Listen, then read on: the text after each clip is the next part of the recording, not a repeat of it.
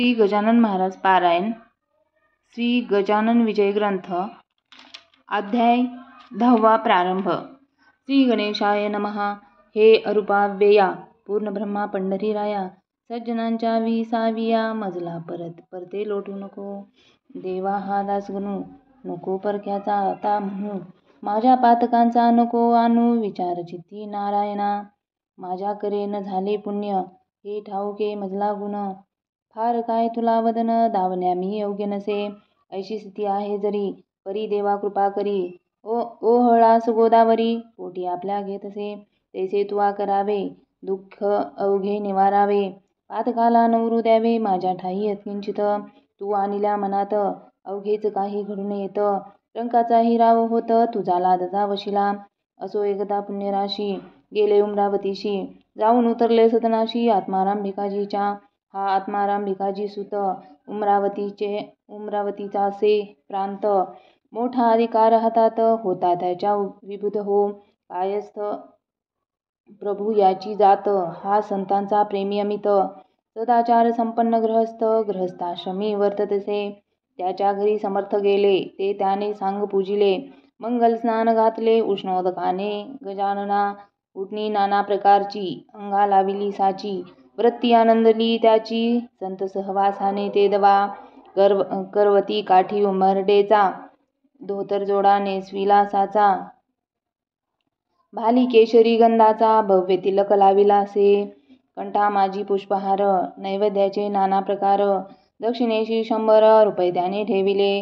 धूपदीप आरती झाली पुष्पांजली समर्पिली, दर्शनाला दाटी झाली उमरावतीच्या लोकांची।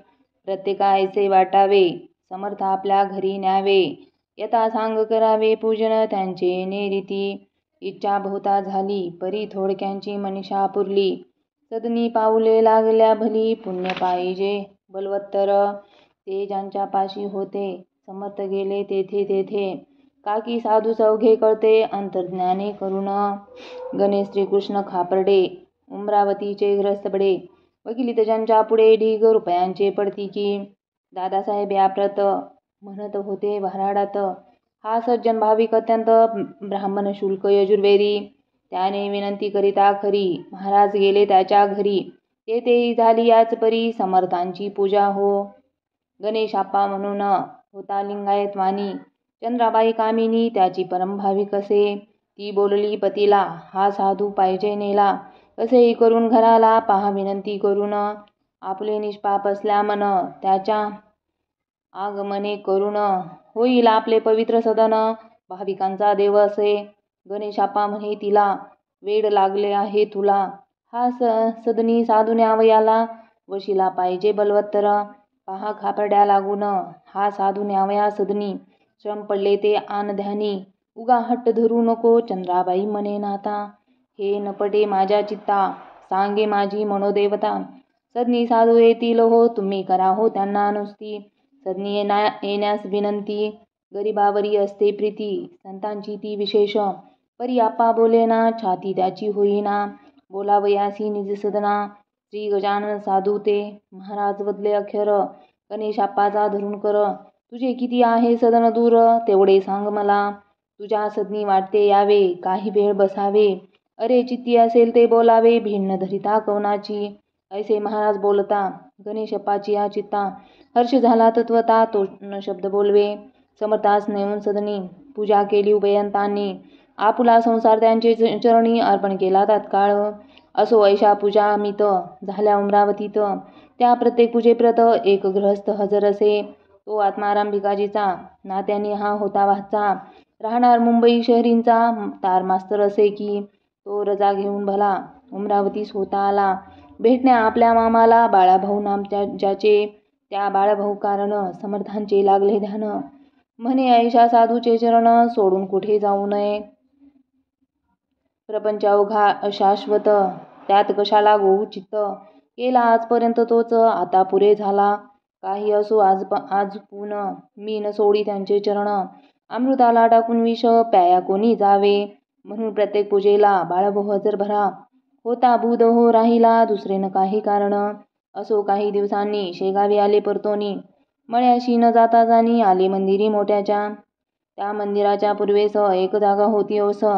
गजानन पुण्यपुरुष येऊन बसला ते ठाया. बातमी महाराज आल्याची कृष्णा पाटला कळली साची. त्यांनी जागा मळ्याची सोडली हे समजले. म्हणून आला धावत त्या ओस जागेवरती सत्य. महाराजा करून दंडवत धोवधन बैसला. डोळ्यातून वाहे पाणी खंड त्याला नसे जाणी. वस्त्र टाकले भिजवणी त्या अश्रूंनी छातीचे. ते महाराज बदले पाटलाला ऐसा कार्य रडशी भला. शोक कोणता तुला झाला ते वेगे सांग मज. पाटील बोले त्यावर जोडून आपले दोन्ही कर. महाराज मळ्याचा भेर का हो आज केलात हा. ऐसा अक्षम्य कोणता अपराध झाला सांगा आता. माझ्याकडून ज्ञानवंता मी लेकरू आपले असे. ही देशमुखाच्या बाजूची जागा आहे बघा साची. एका माळ्याच्या मालकीची येथे तुम्ही राहू नका. मळ्यात मर्जी नसेल जरी तरी चला राहत्या घरी. ते खाली करीतो सत्वरी तुम्हासाठी दयाळा. का की तुम्हा वाचून मला नाही प्रियान. हे कळले वर्तमान अवघ्या पाटील मंडळी तेही तेथे धावून आले. महाराजा विनवू लागले निधसत नाया भले हरी आणि नारायण. महाराज बोलले तयाशी मी जो या जागेशी येऊन बसलो आज दिवशी ते तुमच्या हितास्तव. ते पुढे येईन कळून आता न करा भाषण. वाद दोघांचे निर्मूलन करी हे विसरू नका. जितके जगी जमेदार तितके न करीती विचार. मागचा पुढचा साचार हे चौने त्यांच्या ठाई. जा बंकटलालाशी पाहून आणा वेगेसी. मी सोडितो तत ग्रहाशी तो नाही रागावला. ते काय त्याशी विचार माझी कृपा तुमच्यावर आहे ती ढळणार कोणत्याही कारणांनी. बंकटलालही आला तेथे घालू लागला समजूत. यांच्या मर्जीविरुद्ध मळ्यात तुम्ही यांना नेऊ नका. माझ्या घरून जेव्हा आले तेव्हा सांगा मी काय केले. आपण आहोत त्यांची बाळे ते सारखे अवघ्यांना. सकाराम असोलकर आहे मनाचा उदार. तो जागा देण्यास इन्कार करणार नाही वाटते. सखाराम देईल जागा पुढचे करू आपण बघा. म्हणजे अवघ्यास यात भागा घेता येईल सहजची. समेट अवघ्यांचा होऊनी मठ बांधिला त्या ठिकाणी. परशुराम सावजींनी मेहनत घेतली विशेष. समर्थांच्या बरोबर निसिंभक्त होते 4. भास्कर बाळाभाऊ पितांबर अमरावतीचा गणेशाप्पा. रामचंद्र गुरव त्याच परी राहत होता बरोबरी. हे 5 पांडव श्रीहरी. गजानन शोभू लागले. प्रति बाळाभाऊची अतिविरक्त झाली साची. परवान त्याने नोकरीची केली यत्किंचित आपुल्या. पत्रे येती वरच्यावरी बाळाभाऊस येण्या घरी. परिणामांतरी काहीच त्याच्या होईना. भास्कर म्हणे गुरुराया हा सुकला पेढे खाया. म्हणून नाहीची जाया आपल्यापासून कोणीकडे. तुम्ही द्यावा याते मार. म्हणजेच हा जवळ करील घर. रत्न 14 पाहिल्या बिगर हा इथून हलणे नसे. लकडी वाचून माकड पाहन होई कधी धड. मोठमोठाले ते पहाड भिवू लागती वज्राला. एकदा बळेच घालून दिले बाळाभाऊ कारण. परी तो आला परतून राजीनामा देऊन या. बाळाभाऊ शेगावाशी येता भास्कर बोलला त्याशी. का रे आम्हा त्रास देशी येथे येऊन वरच्यावर. ओढाळ बैल हिरव्यावर पाहे पडाया निरंतर. त्यास जरी दिला मार तरी येई ते पुन्हा. तैशी लोचटा कृती तुझी तंतोतंत निश्चिती. झाली जयाला विरक्ती त्यानेच येथे यावे रे. हे अहंकाराचे भाषण समर्थान खपले जाण. त्यांनी भास्करांचे अज्ञान निवटाया कृत्य केले ऐसे. एका गृहस्थाच्या हाती भली थोरली छत्री होती. ती गजानने घेऊन हाती बाळास जोडू लागले. मारता मारता मोडली बुध होती ती छत्री भली. मग एक मोठी घेतली भरीव काठी वेळूची. तिने मारणे सुरू केले. ते पाहता लोक भ्याले. काही पळून गेले सोडून त्या मठाला. परी बाळाभाऊ तसाच पडला समर्थांच्या पुढे भला. कैक म्हणती असे मेला तो या अशा माराने. भास्करी झाला चिंतातुर बाळाभाऊचा पाहून मार. परी समर्थांच्या समोर बोलण्या छाती होईना.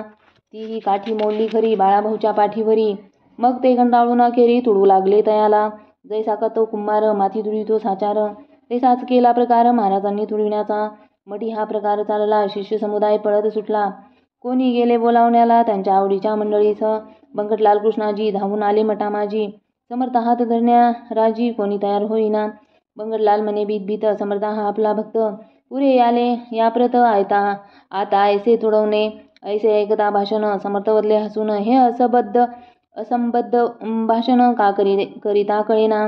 मीन बाळाशी मारिले नाही तयाशी तुडविले. निरखून पहा चांगले म्हणजे येईल कळोनी. महाराज म्हणाले बाळाशी उठ वत्सा वेगेसी. या आलेल्या मंडळीशी अंग तुझे दाखीव. ऐसी आज्ञा होता भली. बाळाभाऊ उठून बसला. लोक त्याच्या अंगाला पाहू लागले निरखून. तो वळाचे नाव नाही, कोठेही न लागले काही. तो पहिल्या परीच होता पाही निमग्न आपल्या आनंदात. त्या योगे भास्कराला बाळाभाऊचा अधिकार कळला. मग तोही ना पुन्हा बोलला वेडे वाकडे बाळाशी. सोने कसाशी उतरते तेव्हा त्याची किंमत कळते. आश्चर्य झाले समजता ते तो प्रकार पाहून. सुखलाल नामे अग्रवाल होता बाळापुराला. श्रोते त्याच्या आगाराला. गाय एक द्वाड होती. तिने गावात फिरावे. मुला माणसात उडवावे. सशक्तांशी हुंदाडावे. शिंगाने की आपल्या वाटेल त्याच्या दुकानात. गायीने शिरावे औचित. धान्याची आटोपल्यात तोंड आपले खुपसावे. वाटेल तुतके तेच खावे. राहिलेले नासावे. तेल तुपाचे लवंडावे. पिंप अंगाच्या धक्क्याने घरी बांधून ठेविता. चराठे थोडी हाहमता. साखळी सानिली आणली लघुता. बांधता त्या गायीने. ती गाय नव्हे वाघीण. बाळापुरा कारण. लोक गेले कंटाळून. त्रास सोसिता तियेचा. गाभण मुळीच होईना. कास कधीच करीना. कोठून ठेविता राहीना. घरामाजी कोठेही. लोक म्हणती सुखलालाला दे खाटकास या गाईला. किंवा मारून टाक तिला तूच गोळी घालून. सुखलाल म्हणे लोकांशी तुम्हीच मारून टाका तिशी. वाटेल त्या प्रयत्नांशी करून या विबुध हो. एका पठाणाने तिला मारण्याचा यत्न केला. गोळी भरून बंदुकीला टपून बैसला होता हो. ते कसे काय कोण जाणे. कळले गाई कारणे. तिने येऊन शिंगाने पठाण पाळीला होताना. मी परगावा नेऊन दिली होती सोडून. परी ती आली परतून. त्याला सांगा काय करू. ऐसे ऐकता लोक म्हणती आता याला एक युक्ती. गोविंदबुवांचा घोडा म्हणती समर्थाने गरीब केला. तूही या गाईला घेऊन जा शेगावाला. अर्पण करी समर्थाला म्हणजे अवघे संपले साधूस गाय दिल्याचे पुण्य तुला लाभेल असाचे. आणि संकटामुचे टळेल बापा त्या योगे. ते अवघ्यास मानवले गाय नेण्याचे ठरविले. तिला धरण्यासाठी केले प्रयत्न नाना परीचे. एकही यत्न नाही फळला. शेवटी एका पटांगणाला हळकून त्याच्या ढीग केला. सरकी ठेविली शेजारी. ती खाया लागून गाय आली धावून. ती येता फास टाकून धरली 10-20 जणांनी. साखळदंडाने बांधून पुरी गाय घातली गाडीवरी. आणली शेगावा भीतरी. गजाननाशी द्यावया जवळ शेगाव जसे जसे येऊ लागले तसे तसे स्वभावात पडलासे त्या गाईच्या पालट. समर्थांपुढे येता क्षणी गाय झाली दिनवाणी. तिने लोचनी आणून पाणी पाहिले त्या पुण्यपुरुषा. महाराज म्हणाले अवघ्यांना हा काय तुमचा मूर्खपणा. गाई सैशा यातना देणे काही बरे नव्हे. चारही पाय बांधलेत. गळा साखळदंड लाविलेत. शिंगाची ही तीच गत. केली चराटे काथ्याच्या. ऐसा मोठा बंदोबस्त शोभतसे वाघिणी प्रत. ही गाय बिचारी साक्षात. तिला न ऐसे करणे बरे. अरे खुळ्यानो ही गाय अवघ्या जगाची आहे माय. तिला बांधिले हाय हाय. केवढा कठीण प्रसंग आला.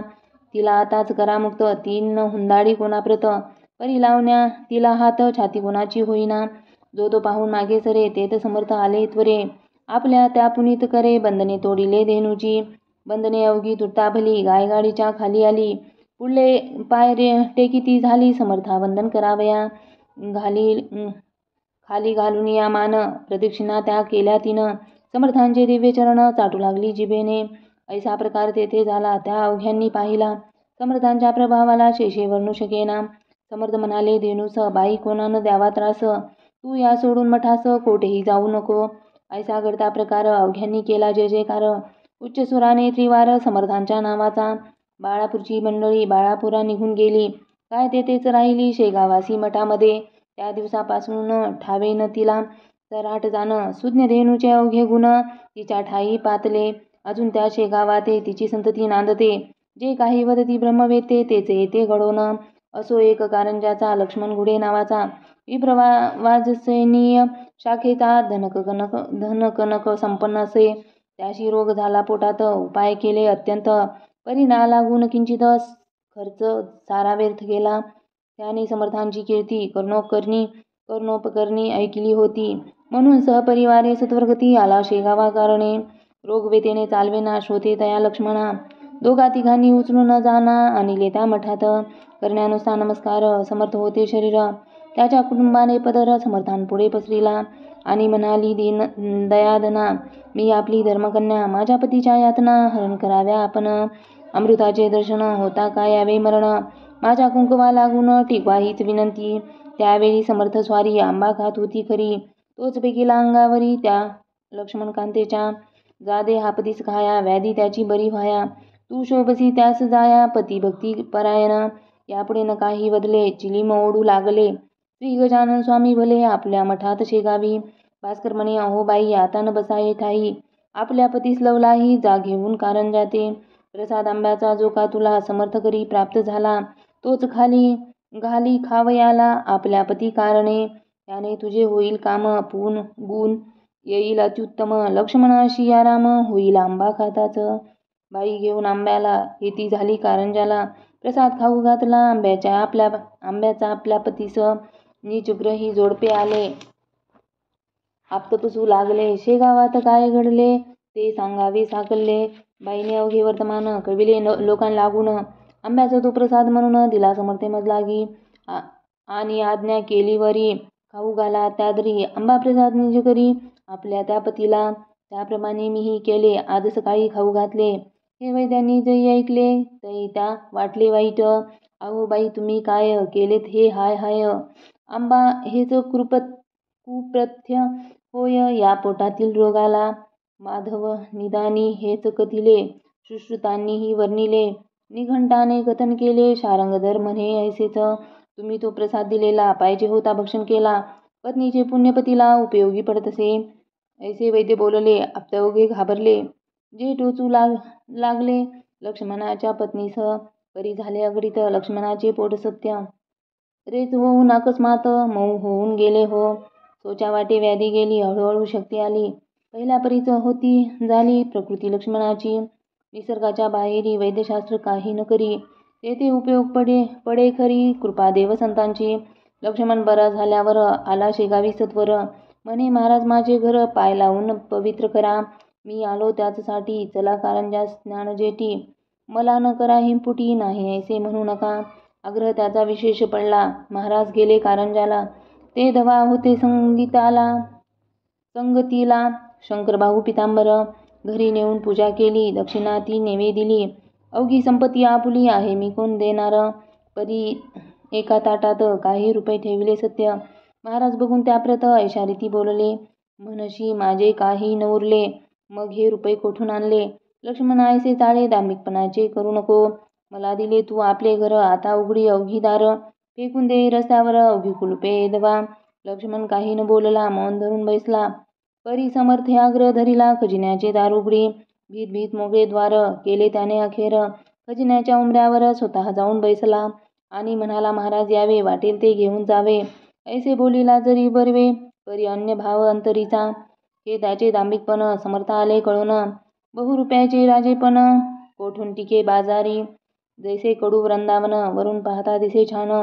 परी अंतरी कडवटपण पूर्ण त्याच्या भरले असे. सोडून त्याच्या घराशी उपाशी निघाले पुण्यराशी. दांभिकाच्या सदनाशी संत नव्हती तृप्त कदा. तेथे त्याच्या घराची वा धनदौलतीची गरज समर्था नव्हती साची. ते वैराग्याचे सागर. परी तो जे काही बोलला त्याचा सत्यपणा पाहिला. खोटेपणाचा राग आला म्हणून गेले उठून. जाता जाता बोलले माझे माझे म्हणसी भले. भोगा आता त्याची फळे माझा उपाय त्यास नसे. मी कृपा करावया आलो होतो या ठाया. याहीपेक्षा दुप्पट द्याया परी तेन तुझ्या प्रारब्धी. तेच पुढे झाले सत्य एका 6 महिन्यात अवघी लक्ष्मी आली झाली फस्त. त्या भिक्षेची वेळ आली म्हणून श्रोते परमार्थात. खोटेपणा न खपे किंचित याचसाठी हे चरित्र. समर्थे घडून आणिले श्री गजानन चिंतामणी. त्या गार काय शोभा आणि या सुवर्णा लागुनी. भूषवावे का कथिलाने. स्वस्ती श्री दासगणू विरचित श्री गजानन नामे विजय ग्रंथ. सदा भाविक परिसोत निज कल्याण व्हावया. शुभम भवतु श्रीहरिहरार्पणमस्तु. इति श्री गजानन विजय ग्रंथस्य 10मोऽध्यायः समाप्तः. अध्याय 10वा समाप्त. जय गजानन.